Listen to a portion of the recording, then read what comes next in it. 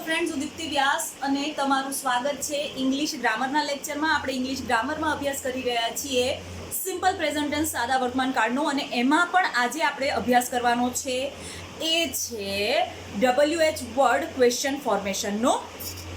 WH word question ફોર્મેશનની અંદર WH શબ્દ અક્ષરથી શરૂ થતા જે શબ્દો છે અને જેના પ્રશ્ન વાક્યો બને છે એ કેવી રીતે બને છે સાદા વર્તમાન કાળમાં સિમ્પલ પ્રેઝન્ટ ટેન્સમાં, આપણે એનો અભ્યાસ કરવાના છીએ. આજે આપણે 4 WH વર્ડનો અભ્યાસ કરશું વિદ્યાર્થી મિત્રો.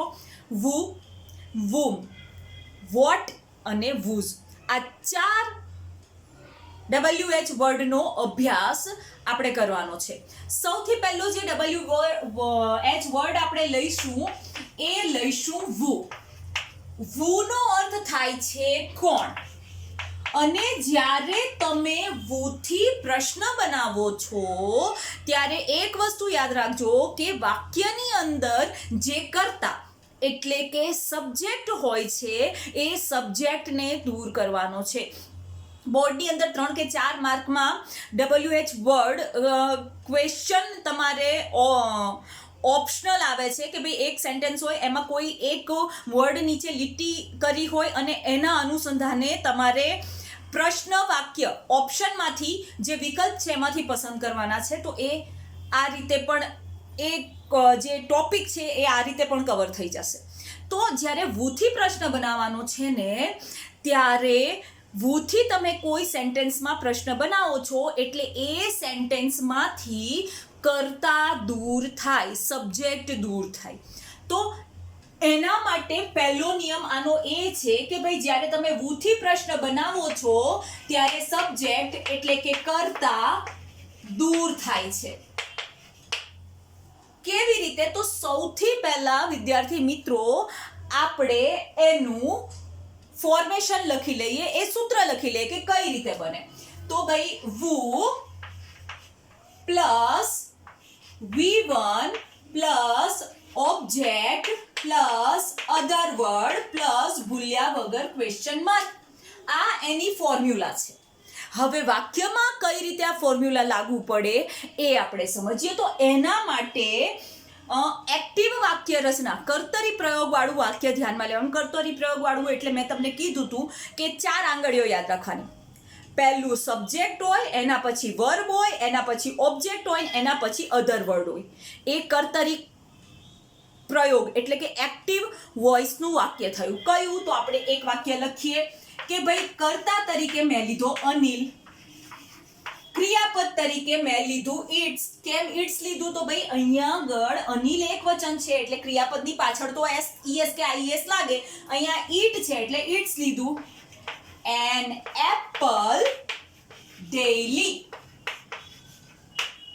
હવે શું યાદ કરવાનું છે? તો ભાઈ જ્યારે તમે વુથી પ્રશ્ન બનાવો છો વિદ્યાર્થી મિત્રો ત્યારે જે કોઈ કર્તા છે એ કર્તા દૂર થાય. કર્તા એટલે ક્રિયાનો કરનાર, સબ્જેક્ટ એટલે જે પ્રોસેસ કરે છે એ.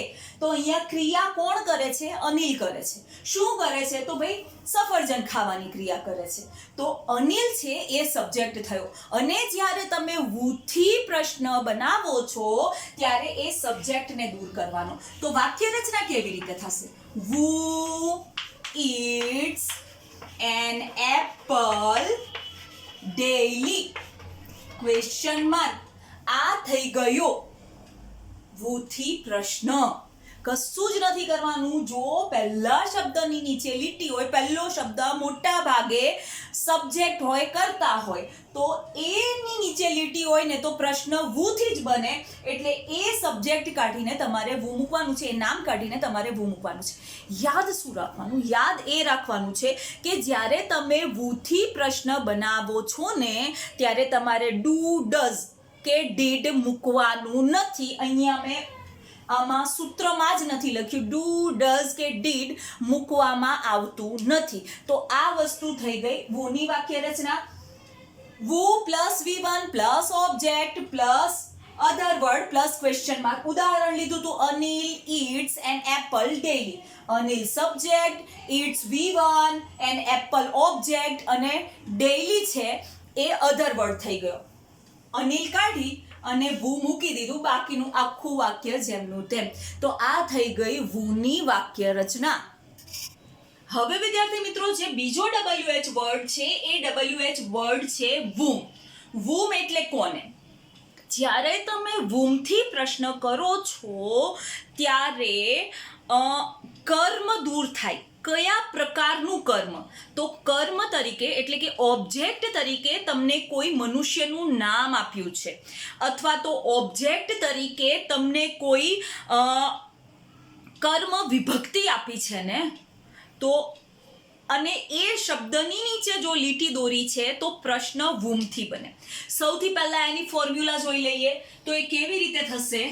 તો ભાઈ womb પ્લસ ડુ અથવા does plus V1 plus do does પછી subject plus V1 plus other word plus question mark. અહીં આગળ તમે જોશો તો વાક્ય રચના આ રીતે બને છે વિદ્યાર્થી મિત્રો. Who plus do does plus subject plus V1 plus other word. સબ્જેક્ટને જોઈને તમારે ડુ કે ડઝ મૂકવાનું છે. સબ્જેક્ટ તરીકે એક વચન નામ છે તો તમે ડઝ મૂકો. હી શી ઈટ કે એક વચન નામ છે તો તમે ડઝ મૂકો. અને સબ્જેક્ટ તરીકે આઈ યુ વી દે અને બહુવચન નામ છે તો તમારે ડુ મૂકવાનું રહેશે. હવે આમાં જુઓ, આમાં ક્યાંય તમને ઓબ્જેક્ટ દેખાશે નહીં. શું કામ નહીં દેખાય? તો અહીંયા આગળ લખ્યું છે કે ભાઈ જ્યારે womb-થી પ્રશ્ન કરીએ ને ત્યારે ઓબ્જેક્ટ દૂર થાય, પણ ઓબ્જેક્ટ કયો? કોઈનું નામ કર્મ તરીકે હોવું જોઈએ, અથવા તો કર્મ વિભક્તિ હોવી જોઈએ સર્વનામની. કર્મ વિભક્તિ કઈ છે? આઈ ની મી કર્મ વિભક્તિ છે. યુ નું યુ કર્મ વિભક્તિ છે. પછી વી નું અસ કર્મ વિભક્તિ છે. ધેનું ધેમ કર્મ વિભક્તિ છે. હી નું હિમ કર્મ વિભક્તિ છે. શી નું હર કર્મ વિભક્તિ છે. અને ઈટ નું ઈટ એક કર્મ વિભક્તિ છે. કર્મ વિભક્તિ અહીંયા આગળ હું લખી નાખું ને તો મી, અસ, યુ, ધેમ, હિમ, હર અને ઈટ આ કર્મ વિભક્તિ છે. જો તમને વાક્ય આપ્યું છે અને એને WH ક્વેશ્ચનમાં ફેરવવાનું છે અને આ વિભક્તિઓ નીચે લીટી કરી છે, આ વિભક્તિઓ નીચે લીટી કરી છે, અથવા તો કોઈનું નામ આપ્યું છે અને એની નીચે લીટી કરી છે, તો એને તમારે દૂર કરવાનું. ને દૂર કરો છો તો પ્રશ્ન શેનાથી બનશે? womb-થી બનશે. હવે આપણે બે વાક્યો જોઈએ કે ભાઈ Anil gives Sunil a book. અહીંયા આગળ સુનિલની નીચે લીટી છે. બીજું અહીંયા આગળ લખું તમને કે ભાઈ kids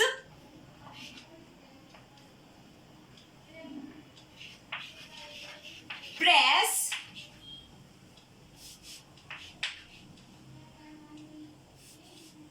me with a ball. Kids press me with ball. છોકરાઓએ બોલથી મને દાબી દીધી. એ સંદર્ભમાં ને અનિલ સુનિલને બુક આપે છે. હવે અહીં આગળ જુઓ, મેં તમને 4 આંગળીઓની વાક્ય રચના બતાવી હતી. સબ્જેક્ટ, વર્બ, ઓબ્જેક્ટ અને અધર વર્ડ. અહીંયા આગળ Anil subject, gives verb, Sunil object અને અ બુક અધર વર્ડ છે. આ પણ ઓબ્જેક્ટ તરીકે તમે લઈ શકો, પણ એ આવશે વોટ વાળા વાક્યમાં, એ સમજાવું છું. એવી જ રીતે કિડ્સ છે એ કિડ્સ સબ્જેક્ટ, પ્રેસ છે એ વર્બ, મી છે એ કર્મ વિભક્તિ અને વિથ અ બોલ એ અધર વર્ડ થયા. હવે આની વાક્ય રચના, સુનિલ છે એ સુનિલ કર્મ તરીકે મનુષ્યનું નામ છે અને મી પોતે કર્મ વિભક્તિ છે. એ દૂર કરવાનું. દૂર કોનાથી થશે? એ દૂર થશે womb-થી. તો વાક્ય રચના કેવી રીતે બનશે? તો પહેલા બેયમાં હું womb મૂકી દઉં. અહીંયા મેં womb મૂક્યું, અહીંયા મેં womb મૂક્યું. હવે શું મૂકવાનું છે? હવે ડુ કે ડઝ મૂકવાનું છે. એ પણ કોને જોઈને મૂકવાનું છે વિદ્યાર્થી મિત્રો? તો ડુ કે ડઝ તમારે સબ્જેક્ટને જોઈને મૂકવાનું છે. અનિલ અહીં આગળ સબ્જેક્ટ છે તો તમે અહીં આગળ ડઝ મૂકો. ડઝ મૂકી દીધા પછી તમારે સબ્જેક્ટ મૂકવાનો છે અનિલ. સબ્જેક્ટ મૂકી દીધા પછી તમારે ક્રિયાપદ મૂકવાનું છે એસ વગરનું. તો અહીંયા આગળ gives છે, એના બદલે હું give મૂકીશ. અ બુક ક્વેશ્ચન માર્ક. મતલબ કે Anil gives Sunil a book. whom does Anil give a book? આ whom થી વાક્ય રચના બની. એવી જ રીતે અહીંયા આગળ કર્મ વિભક્તિ મી આપી છે. અહીંયા અનિલ સબ્જેક્ટ હતો, અહીંયા આગળ કિડ્સ સબ્જેક્ટ છે. કિડ્સ બહુવચન થઈ ગયું. તો બહુવચન કરતા હોય તો એની સાથે હંમેશા ડુ આવે. ડુ મુકાઈ ગયું પછી એ તમે કર્તા મૂકી દો. કર્તા મુકાઈ ગયા પછી તમે ક્રિયાપદ મૂકી દો. ક્રિયાપદ પછી અંડરલાઈન વાળો વર્ડ તો આપણે લેવાનો જ નથી. કેમ? તો એના બદલે આપણે whom મૂકી દીધું છે. તો ભાઈ શું? તો ભાઈ અધર વર્ડ મૂકી દો. with a ball question mark. શું થયું? kids press me with a ball. મી નીચે લીટી છે તો મી મારે લેવાનો નથી અને મી કર્મ વિભક્તિ છે તો પ્રશ્ન whom થી બને. પ્રશ્ન કઈ રીતે બન્યો? whom do kids press with a ball question mark. whom do kids press with a ball question mark. તો આ રીતે વિદ્યાર્થી મિત્રો whom થી પ્રશ્ન બને છે. વિદ્યાર્થી મિત્રો હવે આ રીતનું વાક્ય આપ્યું હોય કે she wishes to speak Mr. Patel. અહીંયા આગળ મિસ્ટર પટેલ નીચે લીટી છે. ધેટ મીન્સ એવું થયું કે મિસ્ટર પટેલ છે એ મિસ્ટર પટેલ કર્મ છે. તો આવું જે વાક્ય છે મિસ્ટર પટેલ આમ જોવા જઈએ 100% કર્મ છે, પણ આજકાલની ભાષામાં આ ઔપચારિક ભાષામાં કોઈ અત્યારે whom વાપરતું નથી, એના બદલે who વાપરે છે. તો બે વાક્ય રચના કઈ રીતે બને ચાલો જોઈએ. તો વાક્ય રચના આવી રીતે બનશે. whom does she wish to speak. આ રીતે પણ વાક્ય બને, આ રીતે સાચું છે. અને અત્યારે જે ઔપચારિક ભાષામાં વપરાય છે એ આ વપરાશે who does she wish to speak question mark.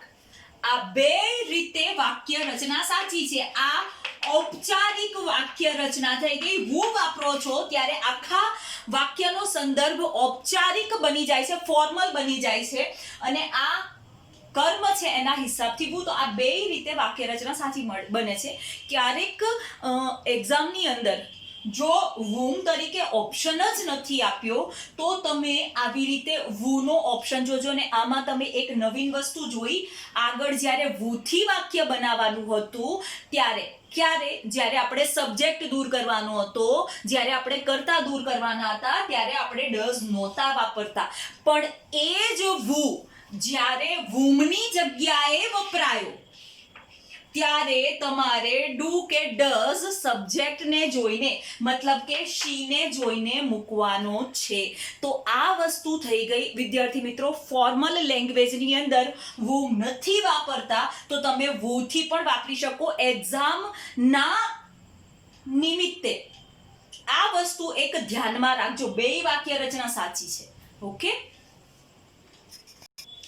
હવે પછીનું જે WH વર્ડ આવે છે વિદ્યાર્થી મિત્રો એ છે વોટ. વોટ એટલે શું? જ્યારે વોટ થી પ્રશ્ન કરો છો ને ત્યારે પણ વાક્યમાંથી કર્મ દૂર થાય છે. પણ કર્મ કયું? વસ્તુના નામ તરીકે આવે ને એ કર્મ દૂર થાય છે. whom થી જ્યારે તમે વાક્ય બનાવો છો ત્યારે પણ કર્મ દૂર થાય છે, પણ એ મનુષ્યનું નામ કે કર્મ વિભક્તિ. તો આ વોટની વાક્ય રચના શું છે? whom જેવી જ છે. વોટ પ્લસ ડુ અથવા ડઝ. કોને જોઈને મૂકવાનું? તો ભાઈ સબ્જેક્ટને જોઈને મૂકવાનું. સબ્જેક્ટ એક વચન છે તો ડઝ મૂકો, સબ્જેક્ટ બહુવચન છે તો તમારે ડુ મૂકવાનું. પછી ક્રિયાપદ આવશે, વિવન નું રૂપ આવશે. ઓબ્જેક્ટ છે નહીં કારણ કે ઓબ્જેક્ટ દૂર કરવાનો છે એટલે અધર વર્ડ પ્લસ ક્વેશ્ચન માર્ક. તો આ વસ્તુ થઈ ગઈ વોટ થી બનતો પ્રશ્ન. હવે વાક્ય લખું છું કે ભાઈ આઈ give a chocolate to kid. અને અ ચોકલેટની નીચે લીટી દોરી છે. હવે જોવાનું કે આ સબ્જેક્ટ છે, આ વર્બ છે, આ ઓબ્જેક્ટ છે. ઓબ્જેક્ટમાં શું છે? ચોકલેટ. ચોકલેટ શું થઈ ગઈ? વસ્તુનું નામ. તો વાક્ય હંમેશા વોટ થી બને. તો કેવી રીતે? તો પહેલા હું વોટ મૂકીશ, પછી જોઈશ કે મારે ડુ ડઝ કોને જોઈને મૂકવાનું છે. તો વિદ્યાર્થી મિત્રો, મારે ડુ ડઝ મૂકવાનું છે, એ મૂકવાનું છે સબ્જેક્ટને જોઈને. તો સબ્જેક્ટ આઈ છે એટલે હું ડુ મૂકીશ. વોટ ડુ પછી subject I give to kid question mark. What do I give to kid અને question mark. તો વિદ્યાર્થી મિત્રો, આ વસ્તુ થઈ ગઈ વોટ થી પ્રશ્ન. અહીંયા આગળ આઈ ના બદલે હું કોઈનું નામ લખી નાખું છું, Rajat. Rajat throws a ball on the wall. Rajat subject throws a ball, નીચે લીટી આપી છે. ફરીથી જોવાનું, બોલ સબ્જેક્ટ વર્બ અને ઓબ્જેક્ટ. ઓબ્જેક્ટ નીચે લીટી આપી છે. હવે ઓબ્જેક્ટને જુઓ શું છે, તો ભાઈ આ વસ્તુ છે, બરોબર છે. તો આ વસ્તુનું નામ છે એટલે વોટ થી પ્રશ્ન બનાવો. તો મેં વોટ લખ્યું. પછી મારે ડુ ડઝ મૂકવાનું છે. તો રજતને જોઈને હું ડુ ડઝ મૂકીશ. તો ભાઈ રજત છે એ એક વચન છે, હી છે એટલે ડઝ. પછી રજતનું નામ પોતે. પછી ક્રિયાપદ મૂકીશ થ્રો. એસ હું કાઢી નાખીશ. આ એસ નીકળી જશે. શું કામ? મેં ડઝ મૂક્યો છે એટલે. તો does throw on the wall question mark. તો આ વસ્તુની નીચે તમને લીટી આપી છે, મતલબ કે એ મુખ્ય કર્મ થયું. શું ફેંકે છે? બોલ ફેંકે છે. શું આપે છે? ચોકલેટ આપે છે. તો ચોકલેટ શું થી પ્રશ્ન કરો, જે જવાબ મળે ને એ ઓબ્જેક્ટ હોય અને એ પણ વસ્તુનું નામ હશે. તો એની નીચે લીટી આપી છે, એની નીચે લાઈન કરેલી છે. તો તમારે વોટ થી પ્રશ્ન બનાવવાનો. હવે વિદ્યાર્થી મિત્રો, અમુક એવા વાક્યો હોય છે કે જેમાં કર્તા તરીકે કોઈ નિર્જીવ વસ્તુ આપી છે, બરોબર છે. કે ભાઈ વાસણ પડે છે અથવા તો ફૂલદાની પડે છે. હવે આ વાક્ય ઇંગ્લિશમાં કેવી રીતે બને? વાક્ય ઇંગ્લિશમાં આવી રીતે બનશે, ફ્લાવર પોટ ફોલ્સ ડાઉન. અહીં આગળ ફ્લાવર પોટ નીચે લીટી છે.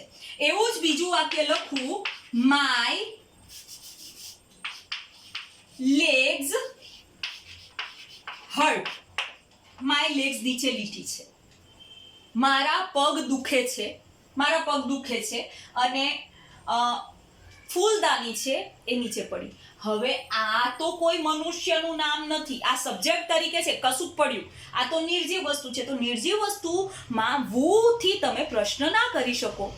તો હવે શું કરવાનું? તો આ રીતના વાક્યો છે, નિર્જીવ વસ્તુ છે ને એનો પ્રશ્ન બનાવવો છે. તો તમારે વોટ થી જ બનાવવાનું રહેશે. આ મેં વોટ મૂકી દીધું. હવે શું કરવાનું વિદ્યાર્થી મિત્રો? કેમ આપણે વુ થી પ્રશ્ન બનાવતા હતા ને ડુ ડઝ ડીડ મૂકતા નહોતા, એવી જ રીતે આમાં પણ નથી મૂકવાના. What falls down question mark. એવી જ રીતે વોટ હર્ટ્સ ક્વેશ્ચન માર્ક. મતલબ કે તમને નિર્જીવ વસ્તુ છે એ નિર્જીવ વસ્તુ છે એ નિર્જીવ વસ્તુ તમને. હવે તમે એવું કહેશો કે માય લેગ્સ નિર્જીવ વસ્તુ ના કહેવાય, પણ બોડીનો એક પાર્ટ છે, એના હિસાબથી એ નાન્યતર જાતિ થઈ ગયું, બરોબર છે. તો એવી રીતે કોઈ વસ્તુ આપી છે, એની નીચે લીટી દોરી છે, તો ભૂલથી પણ વુ થી પ્રશ્ન નહીં બનાવતા. એ પ્રશ્ન વોટ થી જ બનશે. એ શબ્દ નીકળશે અને બાકીનું વાક્ય જેમનું તેમ આવીને પાછળ ક્વેશ્ચન માર્ક આવી જશે. Flower pot falls down. Flower પોટની નીચે લીટી, તો what falls down. Do does did નહીં મૂકવાનું. My legs hurt. તો સોરી, અહીંયા એસ નહીં આવે. તો વોટ હર્ટ ક્વેશ્ચન માર્ક. તો આ વસ્તુ પણ વોટ થી પ્રશ્ન બને છે જ્યારે નિર્જીવ વસ્તુ કે નાન્યતર જાતિ સબ્જેક્ટ તરીકે આપી હોય ને ત્યારે.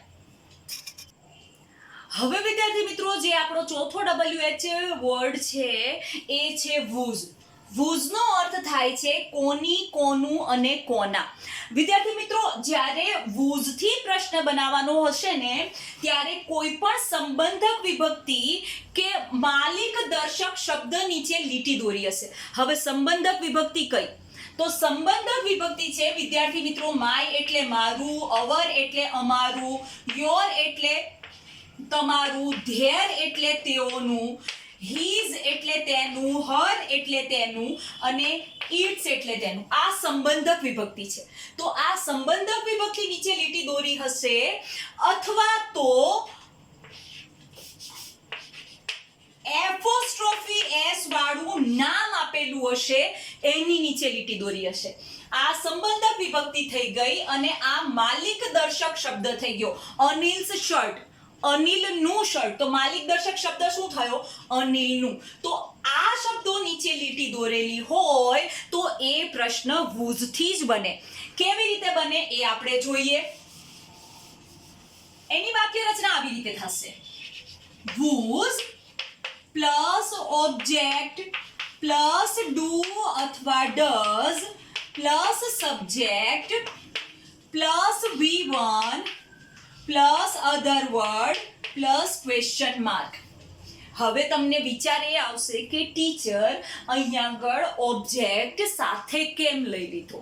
તો એક વસ્તુ યાદ રાખજો, મગજમાં ગાંઠ વાળી લો કે જ્યારે તમે whose થી પ્રશ્ન કરો છો તો આ શબ્દોની પાછળ આપેલો શબ્દ અને એપોસ્ટ્રોફી એસ વાળા શબ્દની પાછળનો શબ્દ એ ઓબ્જેક્ટ હશે ને એ whose સાથે તરત જ મૂકી દેવાનો રહેશે.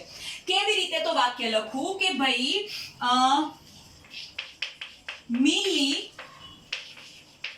Carries પરીઝ purse. આ પરીઝ નીચે લીટી દોરી છે. મિલી કેરીઝ પરીઝ પર્સ. મિલી કેરીનું મિલી છે એ પરીનું પર્સ ઉપાડે છે. વાક્ય રચના કેવી રીતે થશે? whose. whose પછી તરત જ આ એપોસ્ટ્રોફી એસ એટલે કે આ જે માલિક દર્શક શબ્દ છે એની વસ્તુ, એ વસ્તુને whose પછી તરત જ મૂકવાનું છે. તો આ વસ્તુ થઈ જશે whose પર્સ. પછી જોવાનું કે સબ્જેક્ટ કોણ છે. સબ્જેક્ટ મિલી છે, એક વચન છે એટલે ડઝ. whose પર્સ ડઝ પછી સબ્જેક્ટ મૂકવાનો છે મિલી. મિલી આપણો સબ્જેક્ટ છે અને પછી carry question mark. whose purse does Mili carry. જો તમે પર્સ અહીંયાથી ઉપાડીને અહીંયા નથી મૂકતા તો પ્રશ્ન કંઈક આવો બનશે: whose does Mili carry purse. તો જેનો કોઈ અર્થ જ નથી નીકળતો. તો whose થી જ્યારે તમે પ્રશ્ન બનાવો છો વિદ્યાર્થી મિત્રો ત્યારે એપોસ્ટ્રોફી એસ વાળા શબ્દની પાછળ જે શબ્દ આપેલો છે એ ઓબ્જેક્ટ હશે અને એને તમારે whose પછી તરત જ મૂકી દેવાનો છે. તો આ એપોસ્ટ્રોફી એસ વાળું વાક્ય કર્યું. એવી જ રીતે વિદ્યાર્થી મિત્રો તમને સંબંધક વિભક્તિનું આપણે વાક્ય સમજીએ તો ભાઈ વી use our car for drive. અહીંયા આગળ અવર નીચે લીટી આપી છે. હવે અવર શું છે? અવર સંબંધક વિભક્તિ છે. અવરની સાથે શું આપ્યું છે? કાર આપ્યું છે. અવર સંબંધક વિભક્તિ છે એટલે પ્રશ્ન બનશે whose થી. તો મેં whose મૂકી દીધું. પછી મેં શીખવાડ્યું હતું એમ કે ભાઈ સંબંધક વિભક્તિ પછી જે શબ્દ આપ્યો છે એ ઓબ્જેક્ટ છે એને તરત મૂકી દો. whose car. આ મૂકી દીધું પછી તમારે જોવાનો છે કે સબ્જેક્ટ કોણ છે? સબ્જેક્ટ વી છે. વી એટલે અમે, અમે એટલે બહુવચન. તો એના માટે ડુ મૂકો, પછી સબ્જેક્ટ, પછી યુઝ, પછી for drive question mark. whose car do we use for drive? આ રીતે પ્રશ્ન બને છે. તો વિદ્યાર્થી મિત્રો આ થઈ ગયું whose થી પ્રશ્ન વાક્ય સાદા વર્તમાન કાળમાં. નવા WH વર્ડ સાથે ફરીથી મળીશું. ત્યાં સુધી take care, B happy and good bye.